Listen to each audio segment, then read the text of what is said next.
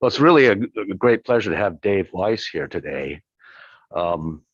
He's the recipient of the 2022 Davison-Germer Award of the American Physical Society, and I thought I'd just read the citation because it sets the stage brilliantly. For pioneering contributions to the experimental realization of strongly interacting one-dimensional Bose gases, subject to today's talk, and groundbreaking studies of their quantum dynamics, and for contributions to quantum computing with neutral atoms in optical lattices.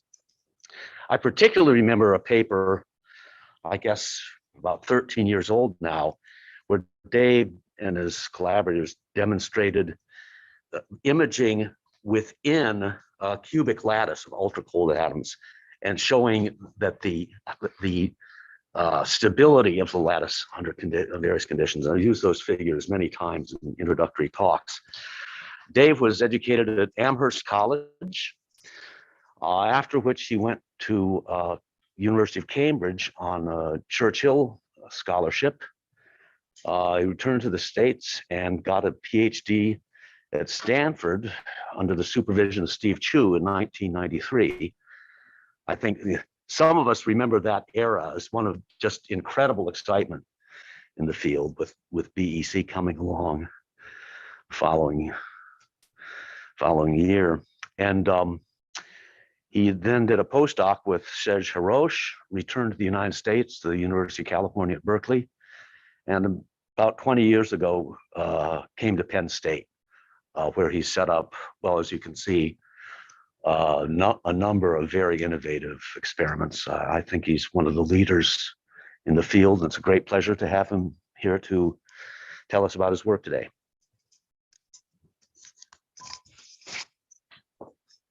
Thank you, Charles. That's very nice. Sound is okay? Thought I could take that off. I think it's the first time I'm speaking to a crowd without a mask in a long time. It's nice.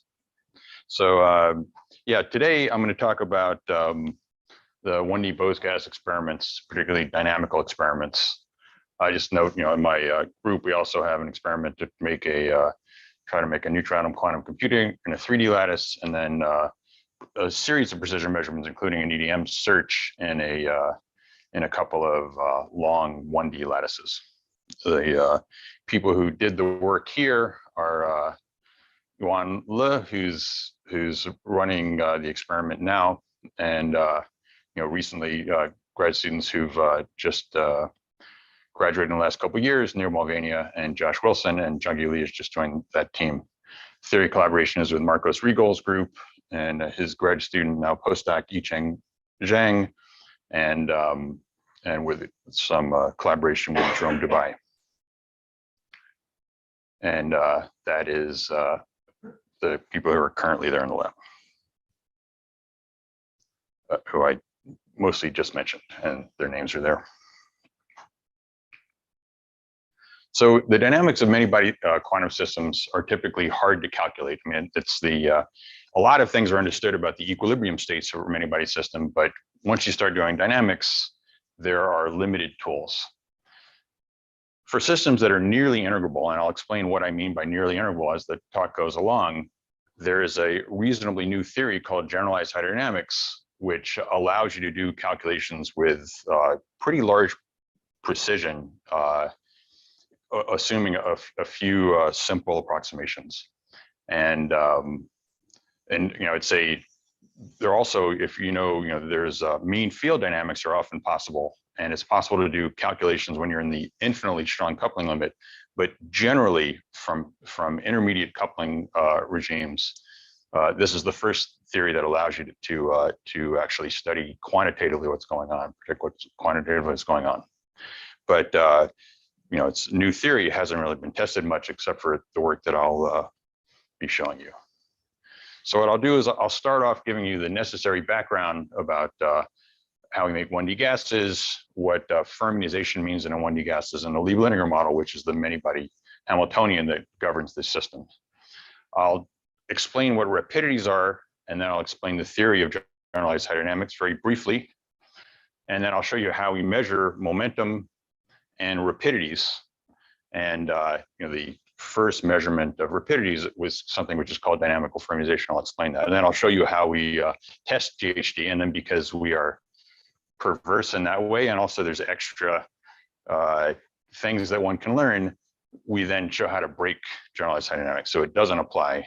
And it turns out looking at this regime between where it does and doesn't apply gives you an experimental access to really what's going on at all times in a non-equilibrium system. So the background for studying 1D gases is Marvin Girardot's work, where he considered 1D Bose gases with an infinite hardcore repulsion. And he showed that there's a mapping of the many-body wave function for the bosons that solves that, that's a solution to that system, to non-interacting fermions, where they're almost the same wave function except for this absolute value side. So the fact that those wave functions have this mapping is called fermionization. And a cartoon illustration of this fermionization is basically that although you may find a particle anywhere, as along here, there are identical particles, you'll, in this limit, never find two in the same place. So it's sort of a cartoon of what the two-body correlations are in that system. So you see, you think about the wave functions as sort of never overlapping, but to do that, it means you have to have a very highly correlated many-body wave function in the strongly interacting limit. So to think a little bit more about that mapping, this is if you have two particles that are interacting in 1D, the two-body wave function for bosons looks like this, where the wiggles are what the relative momentum are. And the important thing is that it's got to be symmetric about the particle exchange. It's equals zero. The whole wave function spatially has to be symmetric. And fermions, without any reactions in the same system, looks the same, except for that the wave function has to be anti-symmetric. So if you have infinite repulsive delta function interactions, then the bosonic wave function has to be zero at the meeting point, but then it still has to be symmetric. And you see that's the same thing as if you multiply the fermionic wave function by the signum function, which just flips that, and then this looks just like that, right? So that's the fermionization. But compared to the fermions, non-interacting fermions, to the actual Girardot gas, you see the wave functions aren't the same. They're the same as far as the local properties, the properties where the wave functions meet. So many things like the spatial distributions, the energies, they're the same for non-interacting fermions and strongly interacting bosons. But for things that depend upon non-local properties, things at some distance, like where you look at the correlation of what the wave function looks like over here compared to over here, it's different for these two things. Okay, so fermionization extends to certain quantities, but not other quantities. The generalization of, which was just done a few years after Girardot, of these interacting Bose gases, is to have a variable interaction strength instead of an infinite interaction strength over there. And so simple Hamiltonian, just kinetic energy for every particle, interaction for every pair of particles. And what they showed in '63, Lieb and Lineker, was that you can solve these wave functions exactly. And the solutions are just parameterized by this dimensionless coupling strength, gamma, which depends upon the interaction strength and depends on the 1D density. This model, the fact that it allows these beta Ansatz solutions is because it's an integrable model. And there's many things to say about integral models. The central element is that there's a whole bunch of extra conserved quantities associated with the integrability, and those are called the rapidities.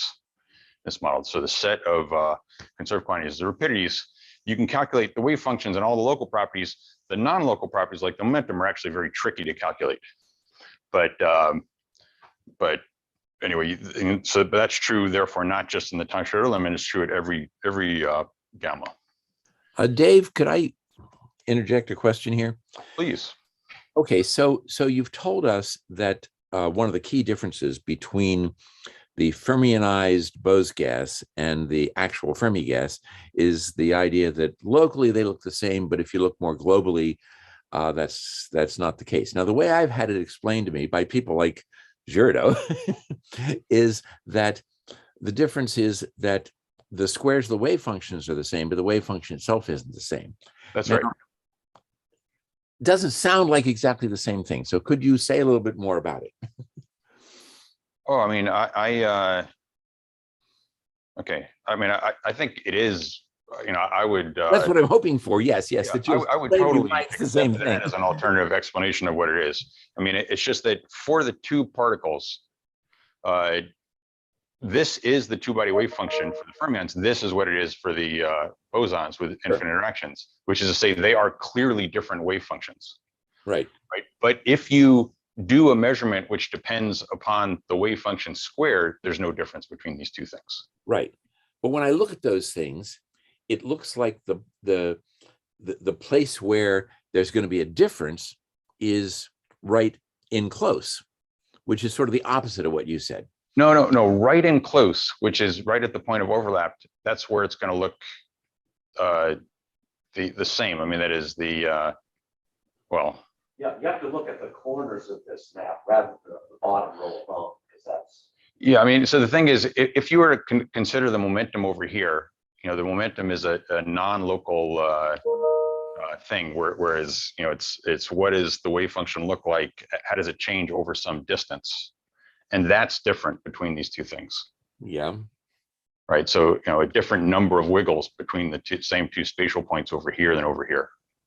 Right. Right. But as soon as if you're looking at something which is the wave function squared, then when you square this thing over here around the center, it looks the same as what it is. Absolutely. Yeah. It's just when you square it, and you know, when you look at anything where what you're concerned with is what is the correlation of where the say peaks are at one place compared to another place, then that's different. And that's different as you move away from the center. Okay, well, I reserve the right to recall the witness. Okay, well, yeah, we may need to talk about this more. You're down on my, anyway, I'd be happy to do it, but we should go on. Yes. And certainly if anyone has any questions as we move along, you don't have to be Bill Phillips to interrupt me and do it. No, I mean, you're more likely to interrupt me if you're Bill Phillips, but so you're allowed to interrupt me if you're not Bill Phillips. Okay, so then the important part in the story was Maxime Moshani in 1998 that showed that if you have atoms in a waveguide, there's a mapping of the real atom in 3D space, as long as it's confined to the ground state wave function onto this Lieb linear model. It's a pretty reliable mapping.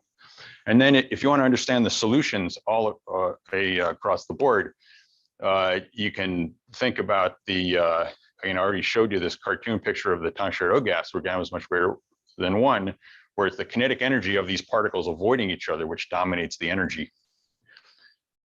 And then the far limit of gamma much less 1 is where mean field theory applies, where there's not much cost for the particles to be overlapped. That's, be more energy cost for the particles to be overlapped than, less energy cost for that than to try to have them avoid each other.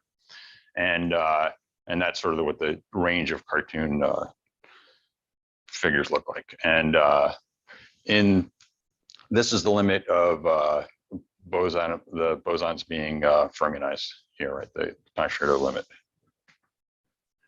Now, all the experiments that have been done have really been done in traps. And when you put the atoms in a trap, it is no longer exactly a Lieb linear model. You've added a term associated with the trap, and that actually breaks the integrability, right? So the way that the experiments have been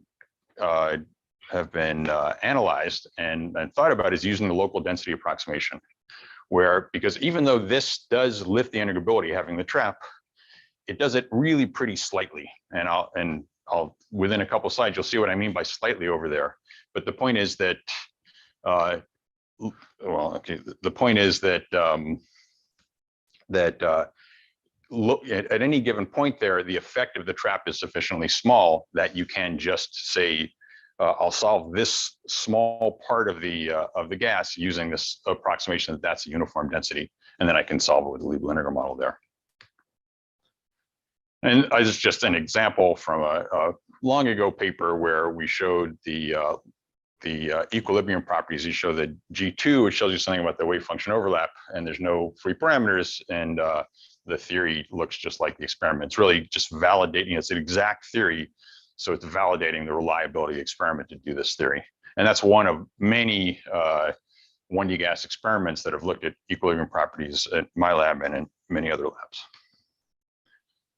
So nearly integrable, to understand what that is, it's helpful to look at another possible definition of integrability, which is that if you have an integrable system, there are no 3-body or higher diffractive collisions.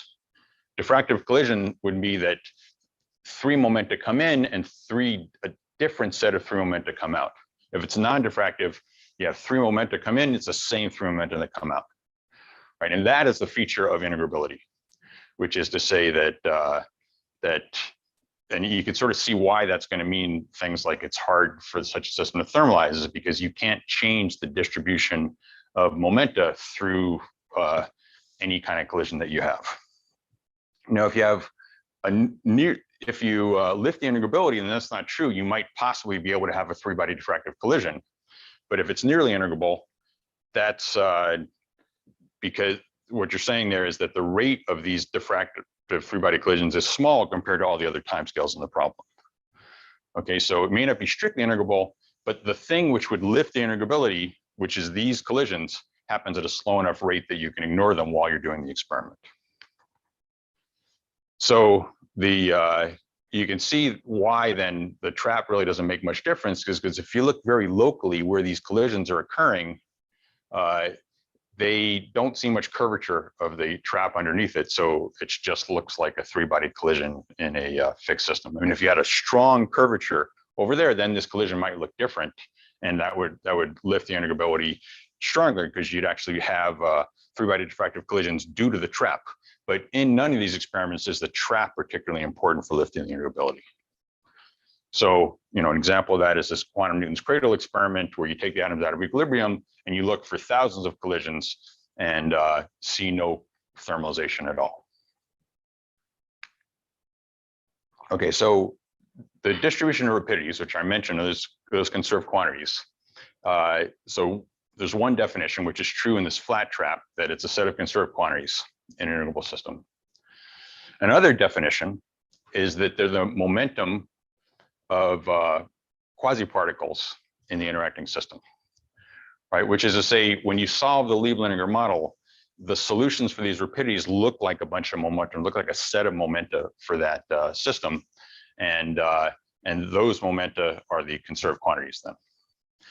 Those two definitions are exactly the same. I'll talk a little bit more about what the rapidities are then over here. So you have the single particle wave functions. This is a spatial picture of correlations that I already described. But these solutions in terms of rapidities, now this is in rapidity space, you have, there is a set of rapidities that are the solution for the system. And they look reasonably much the same, regardless of what the coupling strength is. In fact, a lot of the details of solving the Lieb-Liniger model has to do with working out exactly what the spacing of in rapidity space of these states are, where they're in one limit, they're evenly spaced, in the other limit, they're evenly spaced. And in between, it's a little bit more complicated, right? But the solutions, regardless of what it looks like over here, these solutions look like distributions that are like a momentum of these quasi-particles. Yes? Is the distinction between quasi-particle versus particle important here? Yes. Okay, so what is the quasi? So, right, so here, the quasi-particles are, there's no one-to-one relationship between the quasi-particle and the particles, which is to say the quasi-particles arrive from all of these interacting particles. And so, they don't, the particles, you have sort of an idea of what the single particle is. The quasi-particles are collective phenomena. Yeah, well, actually, I mean, it's a little bit potentially confusing when you think about them compared to many other quasi-particles, right? Because if you look at the solution for the Lieb linear model, it looks like there's a set of the wave functions can be described by the set of e to the I q x things, where the q are the momentum, so or the q are the rapidities. They look like momenta, right? So those rapidities, those things that are part of the solution of the wave function, don't correspond to any single particle. All of them are they're entirely collective. There, so it's the ground state, right? So the thing about the Bogoliubov particles is that's an excitation above this ground state of the system. Here, the solution of the ground state is that it looks like there's a bunch of quasi-particles that are entirely formed by the interaction of these particles. Right. I mean, it's a set of k vectors, which are the solution to the problem. So they are, yeah. I mean, they're basically entirely collective effects, these quasi-particles. I guess, I mean, so what I understand, you're describing the antibody wave function, where x is the coordinate of the particles. Yes. Right. And these rapidities are parameters in each sort of term in that wave function, I guess, right? It's not parameters. Yeah, they're parameters. Yeah, I mean, they're a set of it's plainly in between collisions, right? That's what the. Yeah, I mean, it's going to be hard. I mean, in order to really quantitatively get at this, you'd have to go through what does the beta ansatz solution look like, and believe it or not, I could do it, but it would take it 10 minutes. And you know, some people would teach an entire course, but just to get a feel for why this happens, it makes at least that much. And I guess the reason I brought it up is because in terms of quasi-particles, as Charles was saying, I think in terms of excitation, that's the usual definition of quasi-particle. Let's say, right, but it's not. That's not the sense. That's not this. The sense is that it's like there's particles that have some momentum, and it's in the ground state. Yeah, it's a set of, and you know, so it's easy to see in the time-share limit. It's just like the Fermi momenta, right? So you know, if you had, you know, what do the rapidities look like for the time-share gas in ground state, say in a flat trap? They just look like all the momenta up until the Fermi energy, and those are the rapidities, but they don't. None of them correspond to any single particle. And so just to clarify at this point, so for gamma much greater than 1, the excited spectrum mostly looks like phonons, and for gamma, again, but and the strongly interacting limit, it should look like quasi-particles. So in between, I'm saying at every point, regardless of the gamma over here, the solution in terms of, if you want to call the distribution, the rapidities, the distribution of the momentum of the quasi-particles, it's the same everywhere. No, sure. Okay. I was asking about is the excited state spectrum in the intermediate region, is there anything like phonons or fermionic quasi-particles? Separate question. I'll show you what GHD does, and that talks about how to deal with all the excitations that you might have in the system, right? And that is definitely the natural way to do it, I would say. Okay. Dave, this is Bill again. Yeah. Now I recognize your voice. I've known it for a long time. Okay, but I'm just trying to follow what Alicia told us to do. Okay, so the trap makes it so that these two definitions are not the same. Yes. One presumes that if the trap is smooth enough, then they're almost the same. No, they're not even really almost the same. And you'll see, it's just because once you, and you'll see it, I mean, when you see the kind of experiments that we do, right? When you have the trap, now the trap is exerting a force on the particles, right? Which means that the trap specifically changed the rapidities. There's nothing at all conserved about the rapidities in the trap, right? So, right, you know, they're just, it's not like nearly conserved. They are just no longer the right thing for the conserved quantities, right? If you wanted to keep the first definition of rapidities, you couldn't in a trap, only because they're not actually conserved. You know, there's no, you know, it lifts the integrability, except for in the time-share limit, where then they are. but then the rapidities in the trap would be equivalent to the energy levels of the fermions in that trap, Yeah. right? Well, Which are not the same as they are in a flat trap, in a curved trap. So they're just totally different. true. Okay. So an example of what you're talking about is the ground state of the Bogoliubov gas, and what you're saying is, although I never really thought about it this way, that putting that gas in a trap changes what that what those distributions of what some people call Bogoliubov excitations, but you've been very careful not to say that. Right. Only because it is. It's the ground state. Really would add to confusion talking about the 1D gases. Yeah. Okay, great. Okay. So, so the definitions aren't included because the quasi-particles aren't conserved. As I give a sense, the trap is exerting forces on the particles. But what is true in this nearly integrable limit is that these quasi-particles themselves don't have a decay process, right, without the three-body collisions, which means that the quasi-particles may have the trap may exert some force on them, but you're not gonna sort of lose the quasi-particles. There's not some de-excitation rate associated with the quasi-particles. They are just the particle, the effective particles of the system, and they last for as long as the three-body collisions don't happen. So what GHD does is it does dynamical calculations, which takes advantage of the fact that these things are nearly integrable, which is to say that locally they are conserved, except for the fact that the trap might be exerting a force on them. So then this is what the equations of generalized hydrodynamics are, which is it's just like hydrodynamics. You assume that there's that you have a bunch of different cells and a couple of equations.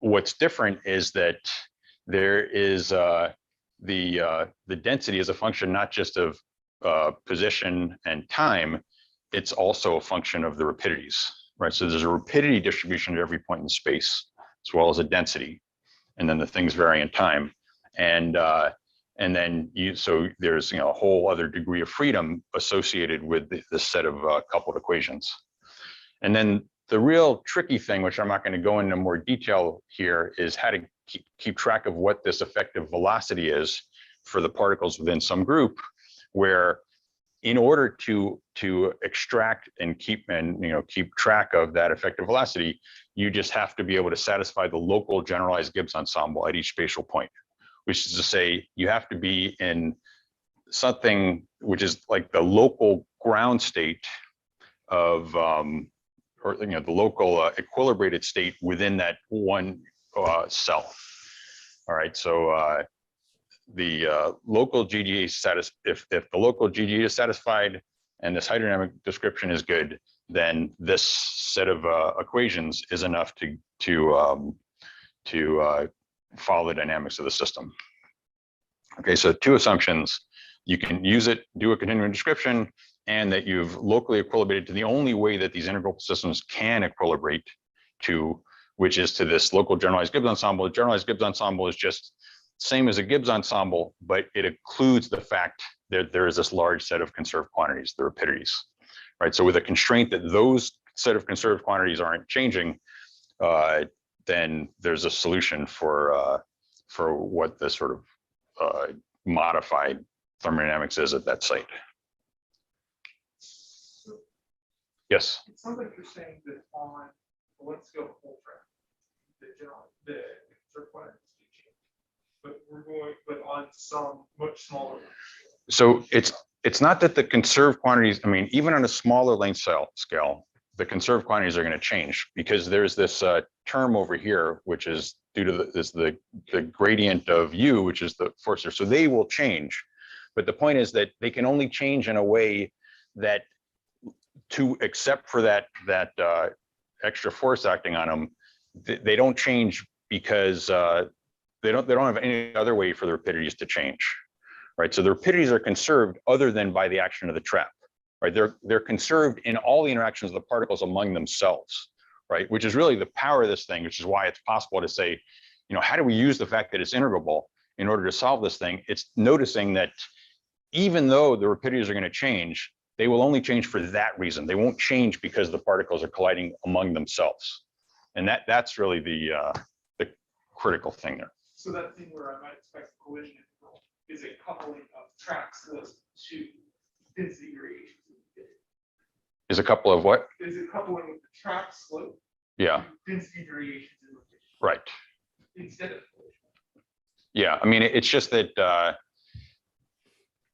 you would have an equation which is very much like that, where you didn't have to worry about separating out the rapidities if it was just a regular hydrodynamics thing, right? The point is that there's an extra constraint on what can happen to the rapidities. Okay, so there have been GHD, the first test of GHD was in this high temperature, we just say high near the edge of quantum degeneracy, weak coupling and swall quenches, where they start off with like two groups together and they see how this experiment evolves over this period of time. And you need to take into account the fact that it's integrable. So using GHD in order to solve that. If you just did it with regular hydrodynamics, it would not work. We are testing now GHD in a different regime. It's where it is very cold. We can look at a range of different coupling strengths, and we are really putting in very large quenches. Okay, one more thing for the background. Yes.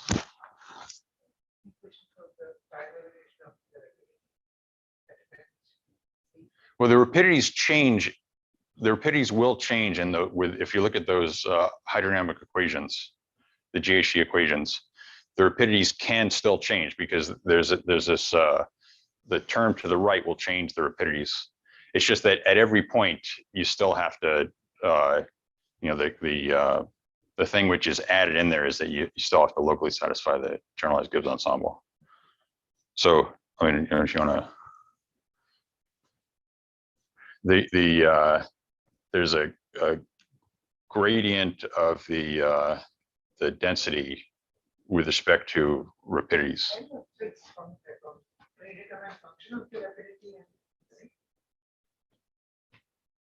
Can you say it again? Is the density a predetermined function of the theta? No, the density is a function of z, theta, and time, and all of them are variables. Right? I mean, the z is the variable, all the positions there. The rapidities are the variables of all the rapidities, and then at each point in space, the density at each point in space and rapidity, there is a density, right? And that density changes in time. So just think about it, there's 2D space, all the rapidities, all the spatial distributions, and then there's a density as a function of that 2D space, which changes in time.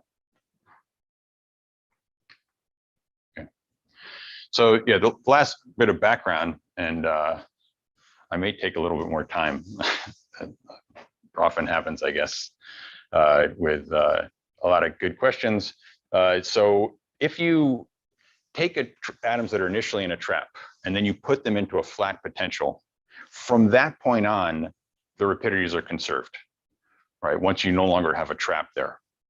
So if you have a gas that's in a trap, and then you just let it expand in a flat bottom potential while it's still in a 1D gas, then eventually the interaction energies become very small compared to the sort of center of mass energies of all the atoms as they're expanding. So by that point, where there is essentially no energy associated with interactions, the quasi-particles look just like the bare particles. And which means that the momentum distribution at that long time is the rapidity distribution, right? Because the rapidity distribution doesn't change, it's conserved for the whole time.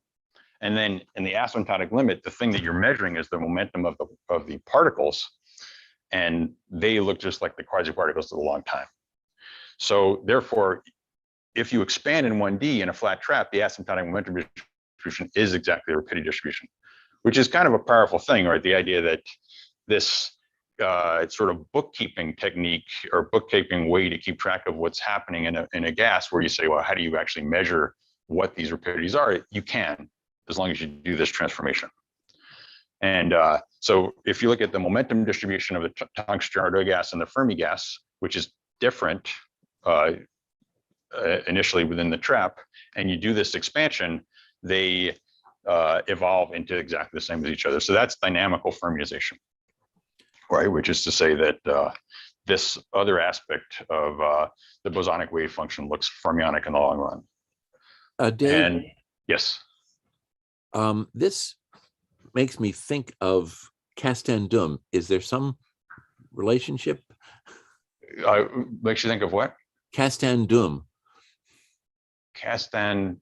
Yeah, the theory that, well, okay, maybe if you don't know what Castandum is, you won't be able to answer this I question. have no idea what that phrase is. So if you could,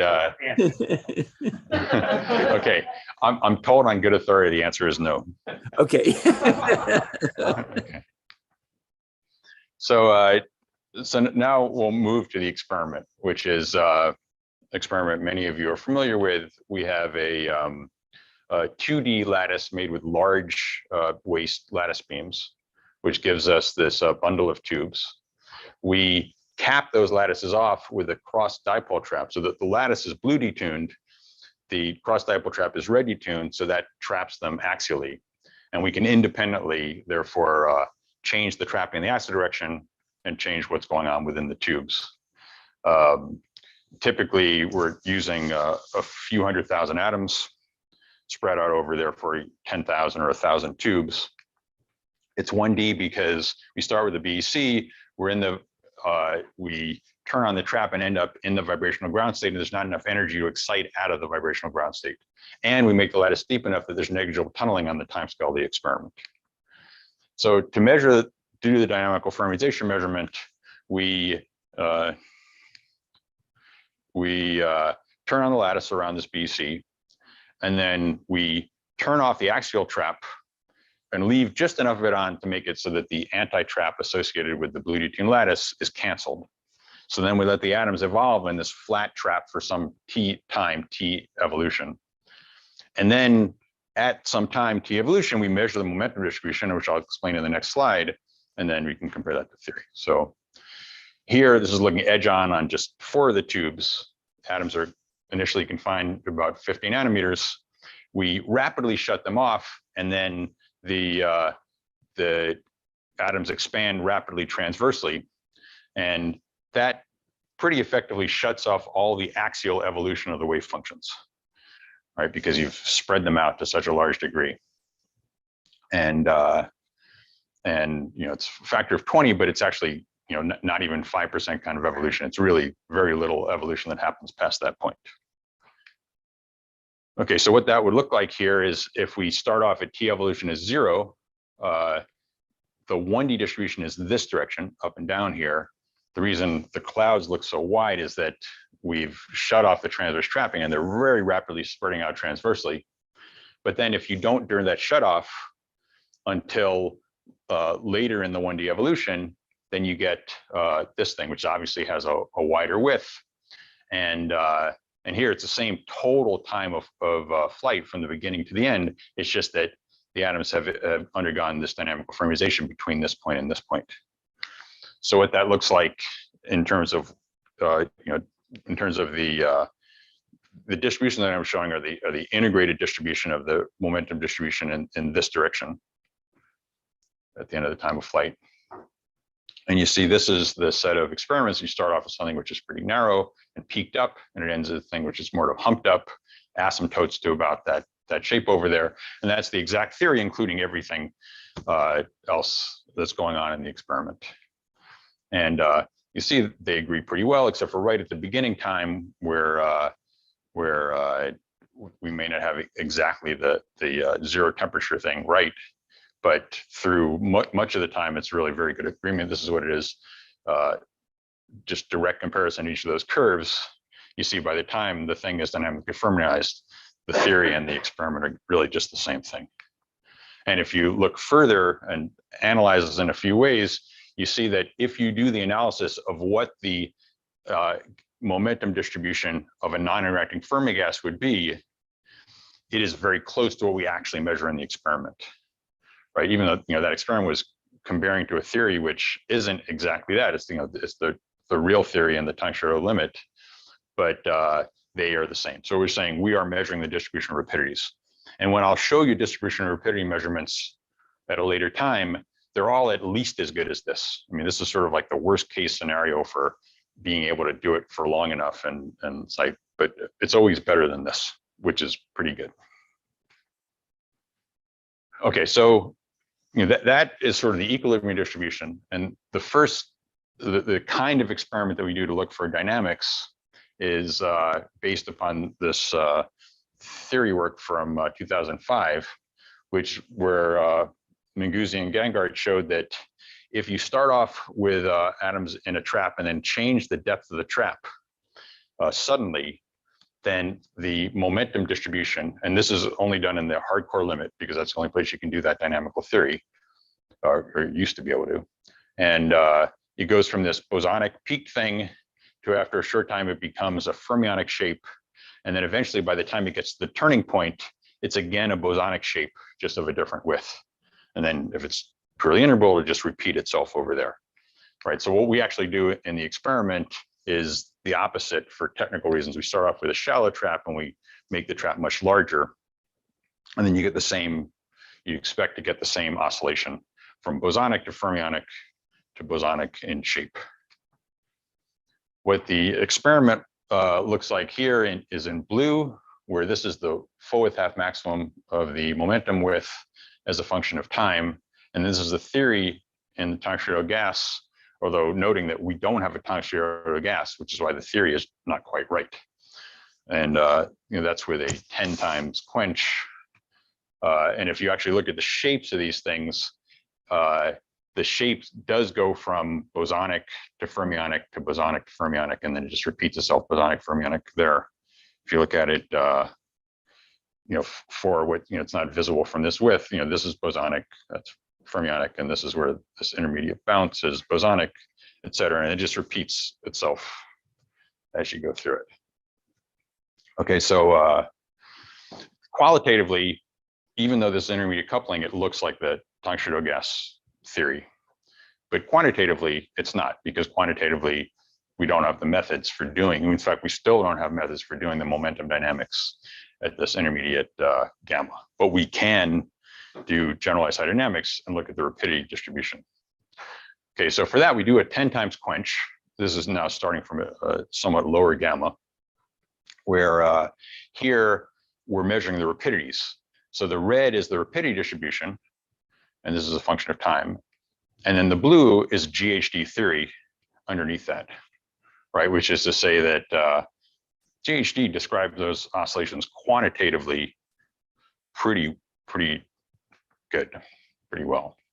And here, for this sort of modish trap from intermediate coupling, what's also, you could sort of sense from this, but you see here, if you just look at, if you rescale each of these shapes on top of each other, you see that they are basically shape invariant over that time. So even though we know the spatial distribution of the momentum, or the momentum distributions, are totally different as you move along, if you're looking at the rapidity distribution, it just, in this case, looks like a simple shape invariant trap oscillation over there. Okay, so, but certainly quantitatively reproduces those distributions. So then we say, okay, that's a 10 times quench. Let's try to really push the system. So we did 100 times quench here, starting from a pretty high gamma. And this is the experiment for the rapidity distribution as a function of time for the first 2 cycles. And then if you look at the theory, it's the blue on top of that, which is to say it's pretty precision many body theory kept track of by with generalized hydrodynamics. In this case, there's only 11 atoms per tube on average, which means, that's a situation where you think, can you really use a continuum approximation to describe it? I'd say, one, there's an average over a number of tubes. So if there were things like Friedel oscillations on top of it, those would be smeared out. But if you look at the actual average value, the GHD works perfectly well, right? Which is to say that, even though there's not that many particles along there, the quantum mechanical particles, the wave functions are really smeared out, and it's like a continuum gas. And here, if you look at the rescaled distributions, they're about the same for the first cycle, and then they start to vary for the second cycle. And then we'll see for later cycles, they really start changing a lot. I mean, there's a lot of things going on here in the GHD, which the GHD is keeping track of effectively. Let's talk a little bit more about those solutions. We start off with an axial length of 17 microns, and then it compresses down to a half a micron. Right, so it really is a huge amount of change that you're doing to this system, and so first, very dramatic change, and the second thing is that if we are averaging over a bunch of tubes, this is a comparison of the theory of one tube versus the average of the tube, and you see something which is sort of clear is that the basic size is not so different for the average or the peak, the tube with the most atoms in over there. Although there are features here in the red dashed line is the central tube. There are features that are sharper if they tend to get averaged out when you average these tubes, right? So that's true about the spatial distribution, which we don't measure, or the rapidity distribution that we do measure. We wash out features for individual tubes. There are things that are happening underneath there, but still the average of the whole thing looks incredibly good. Say something else about what we can look at for that. So those are the spatial distributions. We can also try to do a pretty precise measurement of what the energy is for these rapidity distributions. And we just do that by taking the time of flight distribution, and then you get an energy contribution from each little segment, which goes as the square of the position, which is the square of the momentum of those particles. And so this is an example in that oscillation of the integrated energy as a function of how many atoms you're including. That is, but as you go to include more atoms, that's including it over here. And so you integrate up the energy, energy.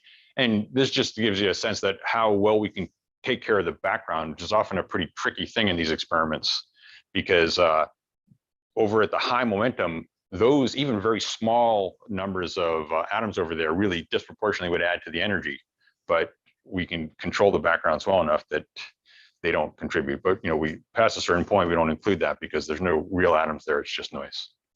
Anyway, so if you look at the energy as a function of time, then this is what it looks like for the rapidities over there, which is it does this oscillation. The red is the data, and we have some fluctuation in the number of atoms. If you include that in the theory, then you get the blue points, and you see the blue points come incredibly close to just falling on top of the red points. Now, that's the rapidity energy. We can also measure the kinetic energy. The kinetic energy becomes a little bit hard. Kinetic energy is just from the momentum distribution, but doing the same thing. It's a little hard for us to do that at the point where it's really, really dense, because you can't turn off the trap enough to not have some of that energy, some of the kinetic energy turn into interaction energy. But as long as you're outside of that region over there, it still agrees, right? So we can't get the momentum distribution from the theory, but we can get the total kinetic energy from the GHD theory. And so that also shows you that the difference between the rapidity energy and the kinetic energy is just the interaction energy, which we therefore can measure. And if it wasn't for this number fluctuation or this other thing, this is what the theory would look like. That is, more interaction energy at the beginning, the first collapse, and less in the second collapse. So, through this, when we're going from the beginning to the end, we're starting from a gamma of about 9, and gamma goes down to about 0.2, 0.3, which is to say we really rapidly have a changing gamma in the system, which means that the nature of the quasi-particles are changing rapidly as we go over here, but it still works pretty well, which is to say this is a test of the fact that the local generalized Gibbs ensemble is, still works well enough that the GHD works well. Okay, so I remind you, that's the first 2 cycles. If you look at the 6th cycle, then you start to have a little bit more funky shapes in both the experiment and the theory in a way that matches. And I would say that there's a little bit of asymmetry in the data. The red curve, which is related to tiny centering imbalances of the atoms in the trap. But still, the agreement's good 6 cycles in, which is that you can keep track of what's going on in this quantum system, even though there's been a lot of evolution in the interim. And then past that point, it starts working less well, but I won't talk about that because I'm going to talk about this new thing, never before presented in public, which is how we break GHD. And we do it in a way that we've done without thinking about it in these terms before, which is we pulse on a 1D lattice in the axial direction, and that gives us a Bragg peaks if you look at the momentum distribution. And so then if you look at what happens right after that, this is not exactly what we do. This would be if you start off in a 1D lattice and just turn it off. This work from John Sebastian Coe's group. They, you see that right after a diffraction pulse like this, you have a complicated spatial distribution which then over some time kind of smears out. And that where the distance scale over there is just the distance of the lattice that you put on there. So right after this quench, this wave function quench where you change it, GHD is not satisfied, right? So, which means that right after that quench, there's no theory except for in the infinite gamma limit to describe what's happening over here. This is calculation done in the infinite gamma limit. So the question that we're really trying to ask is, how does the system actually thermalize in the sense of the constraints of being nearly integrable, which is, say, how does it approach the local generalized Gibbs ensemble over here, right? Until it does, you can't use GHD. But this issue about what is the nature of whatever thermalization you can do is something where this gets to the heart of it. Okay, so then what we do is we look at that and we look as a function of time of what happens, and you see that there's a little bit of change of what happens to the center cloud and the side clouds, but then the side clouds are the momentum peaks that are coming up that start off there, and then they're going to climb up the trap, which is why eventually they're going to slow down. In a quarter cycle, they would kind of overlap with the center peak. Right. So if you look at the full width half maximum of the center distribution as a function of time, then you see it pretty rapidly here. This is about in 0.2 milliseconds. It comes to some value, and then it stays, basically constant. I mean, there's the oscillation frequency in the trap is 18 milliseconds. So on some longer time, the whole thing would have some other changes. But early on, there's just a rapid change over here of what the full width that momentum of the momentum distribution is. So in a way that we're working out exactly what the details for when is it that you've actually come to have satisfying local generalized Gibbs ensemble. But it is something like here, like this region over here is where you are out of local equilibrium, and then you come into equilibrium. And then we're looking to try to see how that changes as a function of different coupling strengths, right? Through the you can calculate it in the infinite coupling limit, you can't outside of that limit. So at least in the infinite coupling limit, it showed that the relaxation time, what they showed in that paper by Coe's group, is the relaxation time scales as the distance between the wiggles and the speed of sound. And speed of sound is a function of what gamma is in the trap. And for us, that means it's a function of the number of atoms in the trap and the depth of the axial trap.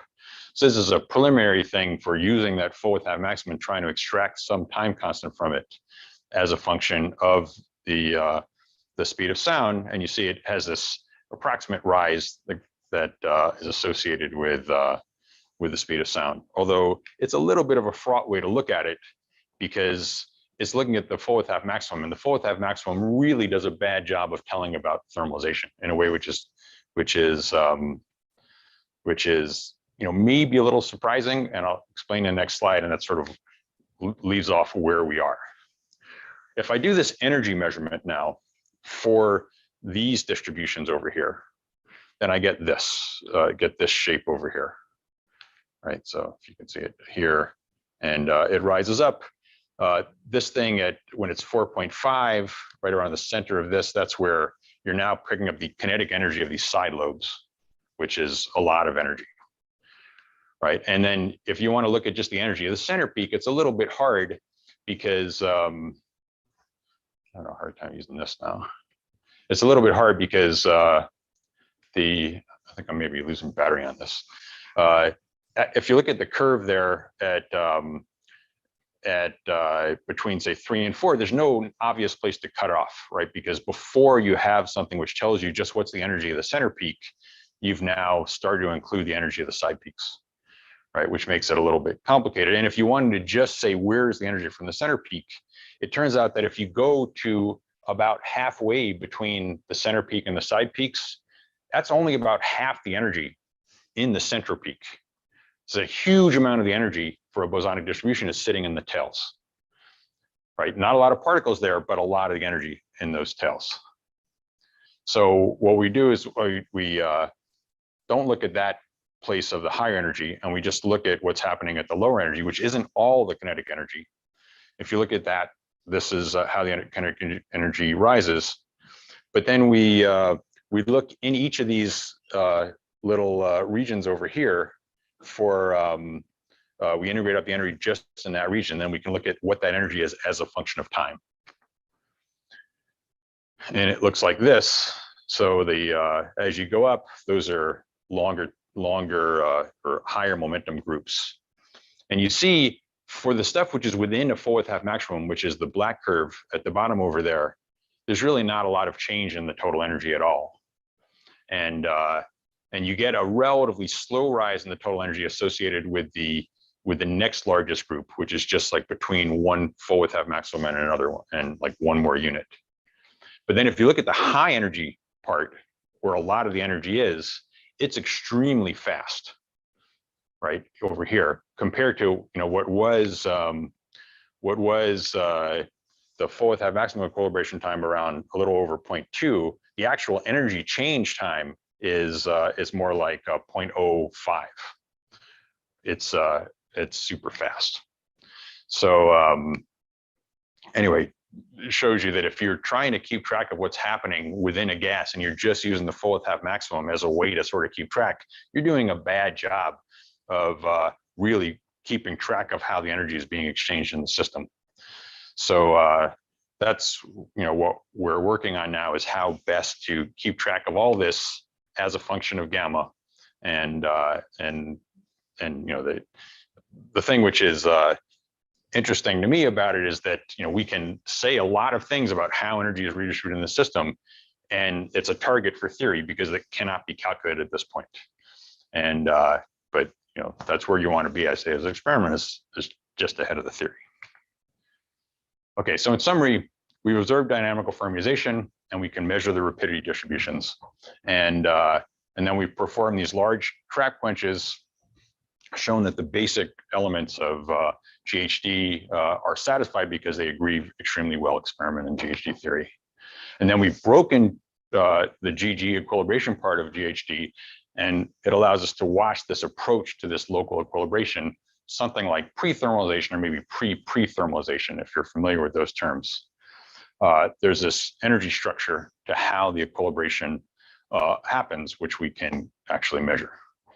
So in the future, we can also test GHD and other variants of these potentials and other kinds of integrability breaking. And the biggest picture view is that we start off with things that are really very close to integrable, and then we have progressively less integrable systems.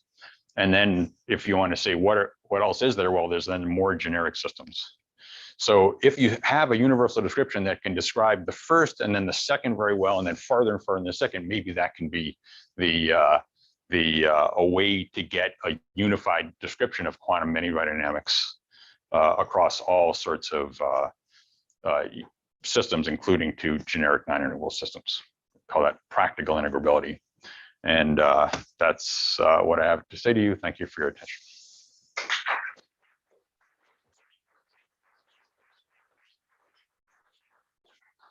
Any questions?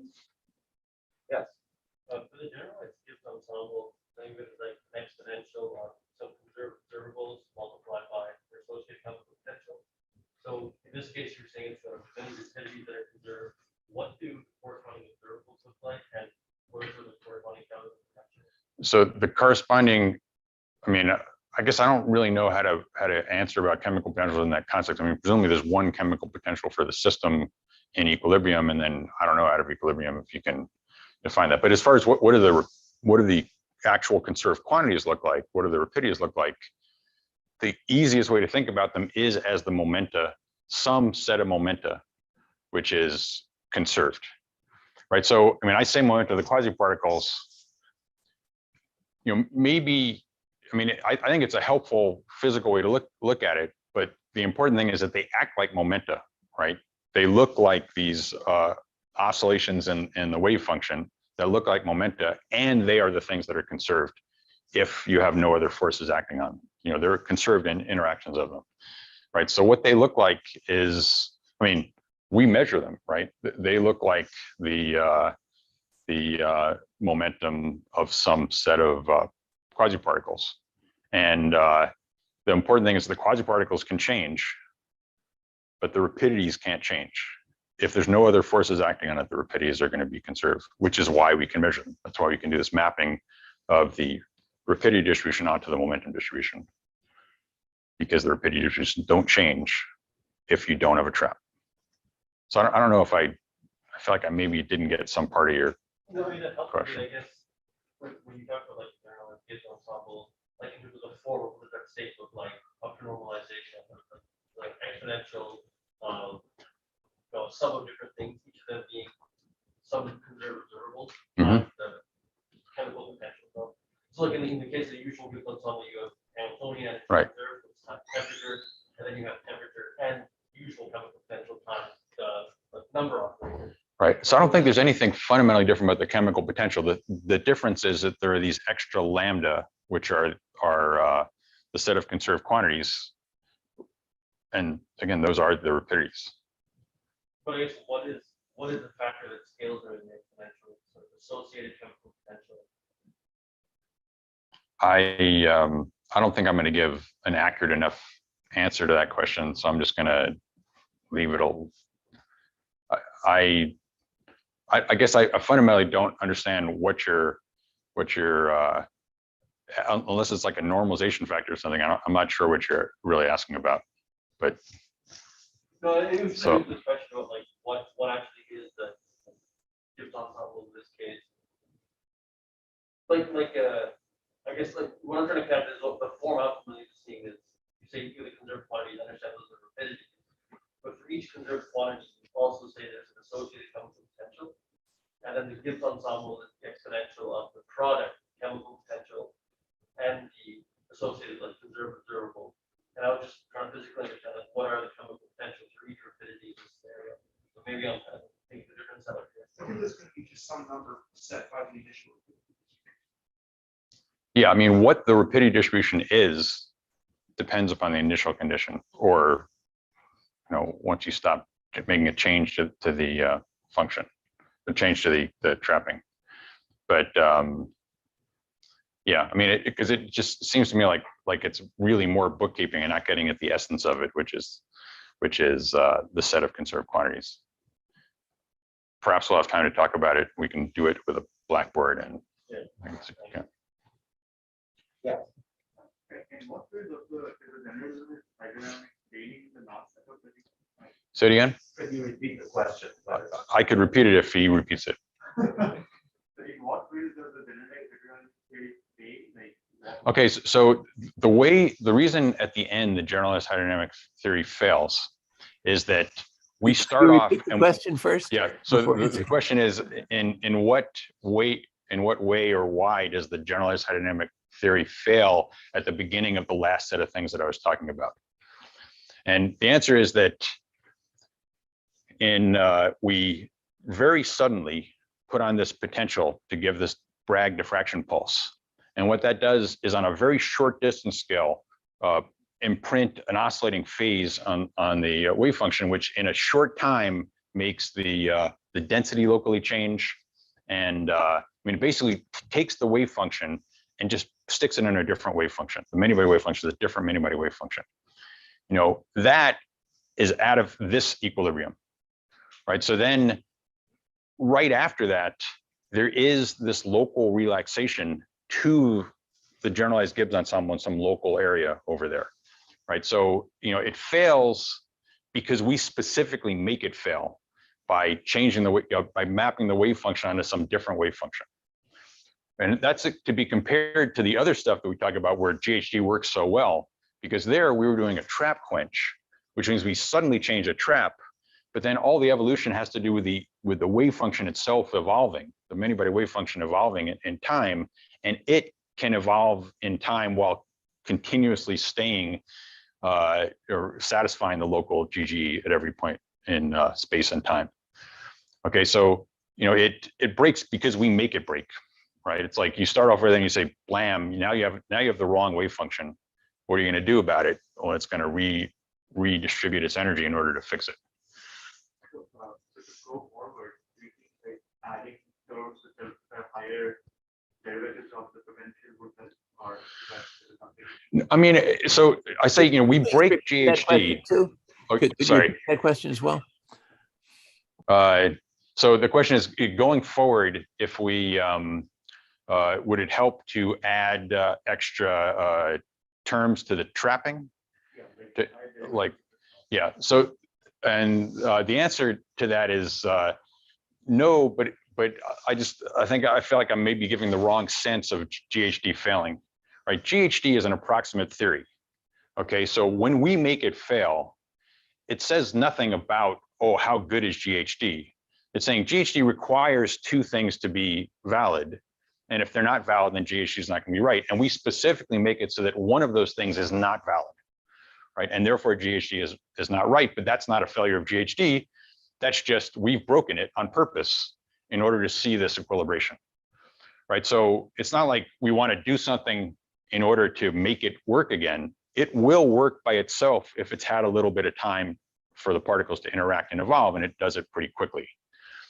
Okay, so you know, really it's just a question of are there better or different ways to go out of the local GG equilibrium and therefore to see the you know, different ways that the system would internally relax so that then GHD would be applicable again.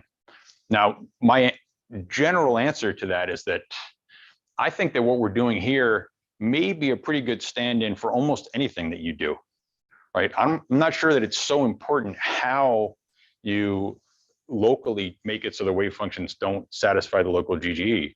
As long as you make it so it doesn't satisfy it, no matter how you do it, I think you'll see it re-equilibrating, which means that as far as finding out what happens in this run-up to the thing being locally equilibrated, I'm not sure there's a better or significantly different way to do than this. I feel like, you know, what are the things that you can imagine doing? You can imagine, say, if you had a variable A, you know, a variable scattering length with the Feshbach resonance, and you suddenly change the scattering length. Well, then the wave function's wrong again right at the beginning, and then there will be some relaxation time before the GG is satisfied. My suspicion is that the approach to relaxation in that case will be very similar to the approach here. The point is, you know, you're out of equilibrium, you know, out of that sort of generalized kind of equilibrium, and then the system's going to equilibrate. And it doesn't do it in the way that like a regular gas equilibrates, you know, with collisions that redistribute momentum. It does it in a very constrained way. You know, it can only do it while still conserving the rapidities, right? Because maybe I didn't explicitly state this, but just to be clear, right after we do that Bragg function, that Bragg scattering quench, from t equals 0, the rapidity distribution doesn't change. I mean, eventually it might change associated with the trap, but right at the beginning, the trap is, you know, you're at the bottom of the trap. There's really, the trap is extremely weakly doing anything to the whole thing. So there, the whole time, the rapidity distribution is still conserved. It's just that GHD doesn't describe the whole system, right? So yeah, I mean, you know, the fact of the conservation of rapidities is not what's changed, right? It's just a question of whether you expect everything about the system, space and rapidity, to actually be described by those hydrodynamic equations, and you don't unless the local GG is satisfied.